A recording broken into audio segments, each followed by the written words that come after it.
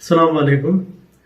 आज मैं आपके सामने जो है मुस्लिम रिप्रेजेंटेशन के बारे में बात करूंगा। मुस्लिम रिप्रेजेंटेशन का मतलब ये है कि इंडिया में रहने वाली मुस्लिम कम्युनिटी अलग अलग शोबों में, अलग अलग एरियाज में हमारा रिप्रेजेंटेशन क्या है।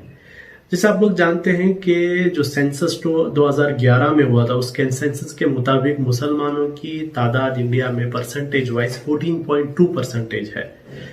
इंडिया में मुस्लिमों की तादाद, और बहुत सारे रिपोर्ट्स आए हैं इससे पहले भी, जिसमें बताया गया था कि मुसलमानों का जो उनका पॉपुलेशन परसेंटेज है इंडिया में, उस हिसाब से उनका रिप्रेजेंटेशन अलग अलग शोबों में नहीं है।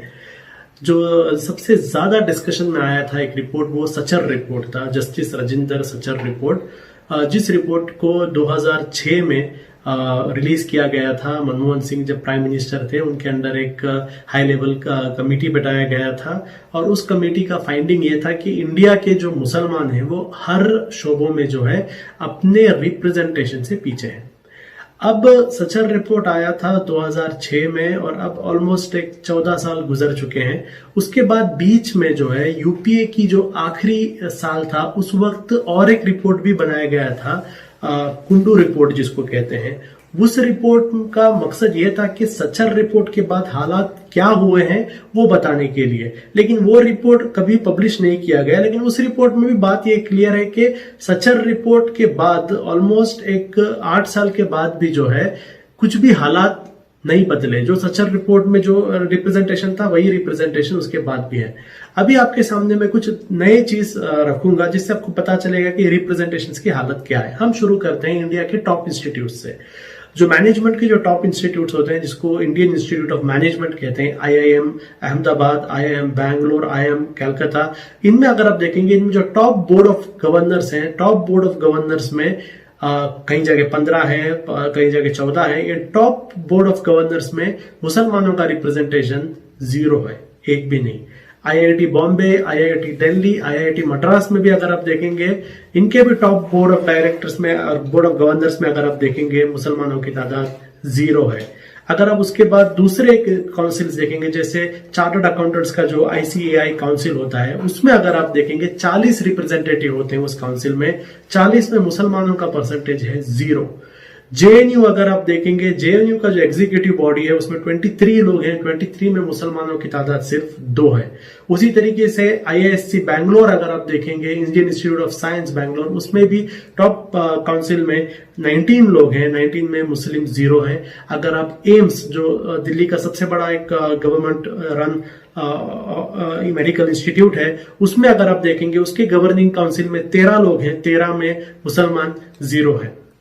ये हुआ इंस्टीट्यूट्स का। अभी अब हम देखेंगे जो इंटरनेशनल कंपनीज होते हैं जो इंडिया में काम कर रहे हैं। इंटरनेशनल कंपनीज जैसे हिंदुस्तान यूनिलीवर है, या फिर नेस्ले है, पेप्सिको है, मैरिको है, कोलगेट पामोलिव है। ये जो टॉप इंटरनेशनल कंपनीज जो इंडिया में काम करते हैं, इनकी भी अगर आप टॉप बॉडी देखेंगे, चंद में बोर्ड ऑफ डायरेक्टर्स देखेंगे, चंद में 10 हैं, 14 है, 12 है, इन सब में मुसलमानों का रिप्रेजेंटेशन 0 है, एक भी नहीं, 0। अगर आप फैमिली रन बिजनेसेस देखेंगे, जैसे टाटा है, बिरला है, अदानी है, इनमें सब, और रिलायंस है, इन सब में अगर आप देखेंगे बोर्ड ऑफ डायरेक्टर अलग अलग नंबर्स होते हैं, कहीं में 8, कहीं पर 9 होते हैं। इन सब में मैक्सिमम हर जगह जो है मुसलमानों का रिप्रेजेंटेशन 0 है। सिर्फ रिलायंस में ही जो है 14 में एक डायरेक्टर मुस्लिम है, बाकी हर इसमें 0 है। अगर आप मुस्लिम लेड बिजनेस देखेंगे, ऐसे बिजनेस जो मुसलमान चलाते हैं, मुस्लिम फैमिलीज चलाते हैं, जैसे सिप्ला है, विप्रो है, वोकाट है, इसमें अगर आप देखेंगे, इसमें मुसलमानों का रिप्रेजेंटेशन सिप्ला में 9 में 3, सिप्ला में 10 में 4, विप्रो में 9 में 3, और वोकाट में 11 में 4। अब दूसरे इंस्टीट्यूट्स अगर आप देखेंगे, इंडिया के टॉप फाइनेंशियल इंस्टीट्यूट्स को आप देखिए, कोई भी फाइनेंशियल इंस्टीट्यूट टॉप, एसबीआई हो, सेबी हो, एलआईसी हो, एचडीएफसी हो, आईसीआईसीआई हो, पीएनबी हो, इन सब के टॉप बोर्ड ऑफ डायरेक्टर्स में मुसलमानों का रिप्रेजेंटेशन 0 है। उसके बाद हम देखते हैं प्रिंट मीडिया में। प्रिंट मीडिया में जो टॉप प्रिंट मीडिया है, टाइम्स ग्रुप है, हिंदू है, इंडियन एक्सप्रेस है, आउटलुक है, दैनिक भास्कर है, मलयालम मनोरमा है, इन सब के टॉप बॉडी में अगर आप देखेंगे, उस टॉप बोर्ड ऑफ गवर्नर्स जिसको कहते हैं, ये टॉप बॉडी में मुसलमानों का रिप्रेजेंटेशन अगेन 0 है। न्यूज चैनल्स में अगर आप देखेंगे, top channels India Today, Times group, NDTV, Republic, Zee news, ABP, इन सब में अगर आप देखेंगे मुसलमानों का रिप्रेजेंटेशन अगेन टॉप बॉडी में 0 है। सिर्फ CNN, IBN जो नेटवर्क 18 के अंडर आता है, नेटवर्क 18 में अगर आप देखेंगे एक टॉप बॉडी में एक रिप्रेजेंटेशन मुस्लिम्स का है, क्योंकि वो भी रिलायंस के अंडर आता है और रिलायंस में भी एक मुस्लिम है टॉप बॉडी में। अभी हम देखते हैं गवर्नमेंट के जो टॉप जो PSUs होते हैं, जो गवर्नमेंट पब्लिक सेक्टर यूनिट्स होते हैं। पब्लिक सेक्टर्स मतलब ONGC, Indian Oil, Power Grid, Coal India, GAIL और पावर फाइनेंस, इन सब में अगर आप देखेंगे, सब में टॉप बोर्ड ऑफ डायरेक्टर्स में मुसलमानों का रिप्रेजेंटेशन 0 है। सिर्फ HPCL जो है, जो PSU है गवर्नमेंट का, HPCL में 10 में 1 मुसलमान है। अब हम पॉलिटिक्स में आएंगे। रिप्रेजेंटेशन में, पॉलिटिक्स में देखिए, हाल ही में 2-3 अगर आप इलेक्शंस देखेंगे, लोकसभा देखेंगे, 2014 का जो लोकसभा था उसमें मुसलमानों का रिप्रेजेंटेशन जो है 23 था। यानी अगर आप टोटल 543 में इसका परसेंटेज देखेंगे 4.2% है। और अगर आप अभी का 2019 का इलेक्शन देखेंगे, उसमें मुसलमानों का रिप्रेजेंटेशन 4.9% है, यानी सिर्फ 27। अब स्टेट वाइज अगर आप देखेंगे, थोड़े ऐसे स्टेट्स हैं जहां पर मुसलमानों का पॉपुलेशन ज्यादा है, मतलब ज्यादा मतलब दूसरे स्टेट से कंपैरेटिवली ज्यादा है, वहां पर मुसलमानों का रिप्रेजेंटेशन अगर आप देखेंगे, आसाम 34% मुस्लिम्स हैं, लेकिन मुसलमान MLA का परसेंटेज अगर आप देखेंगे 22% है। वेस्ट बंगाल अगर आप देखेंगे 34.2%। केरला अगर आप देखेंगे, केरला में मुस्लिम परसेंटेज 26% तक आता है। मुस्लिम MLAs अगर आप देखेंगे 20% है। यूपी में अगर आप मुस्लिम परसेंटेज देखेंगे 19.3% है और मुस्लिम MLA सिर्फ 5.7% है। बिहार में मुस्लिम परसेंटेज 16.9 है, MLAs 9.9 है और वेस्ट बंगाल में अगर आप देखेंगे मुस्लिम MLAs का परसेंटेज 20% है। और अभी की जो कैबिनेट अगर आप देखेंगे, ये बीजेपी गवर्नमेंट जो आई है, दो बार इनकी कैबिनेट हुई है, 2014 में और 2019 में। दोनों कैबिनेट में जो है सिर्फ एक कैबिनेट मिनिस्टर मुस्लिम रिप्रेजेंटेशन है, वो भी माइनॉरिटी अफेयर्स का। माइनॉरिटी अफेयर्स छोड़ेंगे तो और कोई भी मिनिस्ट्री में मुसलमानों का रिप्रेजेंटेशन नहीं है। और UPSC अगर आप देखेंगे, UPSC यानी जो सिविल सर्विस होते हैं, जिससे IAS, IPS टॉप पोस्ट में जो जाते हैं, उसमें भी सालों साल अगर आप देखेंगे मुसलमान बच्चे जो ये क्लियर किए हैं, हमारा परसेंटेज बहुत कम है।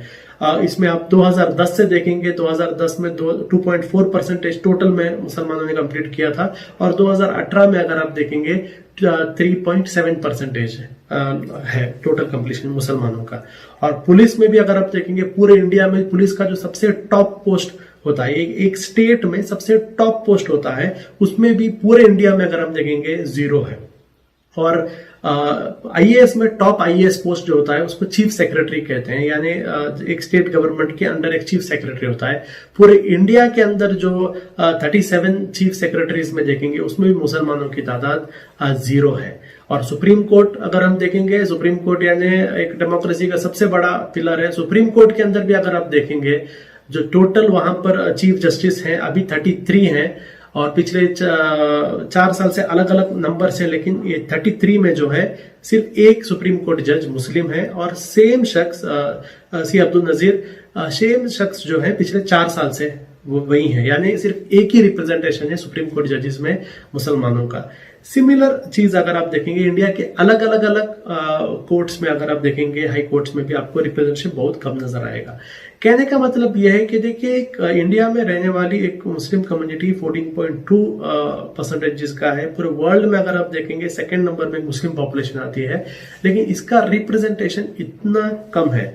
2 रीजंस भी आ जाते हैं, एक कम्युनिटी के एफर्ट्स भी आ जाते हैं, दूसरे देखिए गवर्नमेंट की जिम्मेदारी भी होती है कि अगर कोई भी एक कम्युनिटी कंट्री के जो ग्रोथ है, उस ग्रोथ के मुताबिक वो एक स्पेसिफिक सेक्शन ऑफ सोसाइटी का ग्रोथ नहीं हो रहा है, इसीलिए कॉन्स्टिट्यूशन के अंदर रिजर्वेशन का प्रोविजन डाला गया है।